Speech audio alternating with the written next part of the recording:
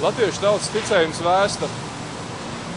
Ziemassvētku naktī maize ir jātur uz galda, tad maize nekad netrūks.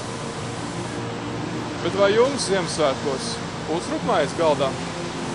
Fāzara maiznīcas uzdeva šo jautājumu Latvijas iedzīvotājiem. 68% atbildēja, ka ēd rupmaizi gan ikdienā, gan svētkos.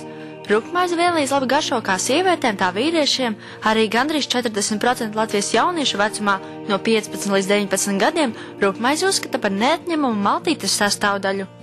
Aptauja arī parāda, ka ekonomiskā situācija valstī šogad ietekmēs svētku galda klāšanas tradīcijas. Iespējams, ka tas nebūs tik bagātīgs, tomēr lielākā daļa Latvijas ģimeņu rudzu maizi cels svētku galdā.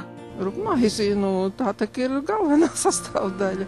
Mani draugi, kas dzīvo ārzemēs, viņi man ir lūguši uz Ziemassvētku tieši maizīt, lai es viņu aizsūtu. Ziniet, es pēc natūras esmu zemniece, un rupmaize, tas man ir augstā cieņā galdā. Ziemassvētku ticējums vēsta, ka Ziemassvētku galdā ir jābūt 9 ēdieniem, tad būs bagāts gads. Fāzara maiznīcas Ziemassvētku galdā liks 9 dažādas maizītes, katru ar savu garšu, smaržu un raksturu. Bet 3 fāzara maizītes Ziemassvētkos ir guvušas īpašu izskatu, tās rotā bērnu zīmējumi. Konkursā Mans Ziemassvētku prieks piedalījās vairāk kā 1000 bērnu no 24 Latvijas skolām. 3 interesantākie darbi tagad ir atrodami kā speciāls uzlīmes uz 3 populārākajām fāzara maizēm.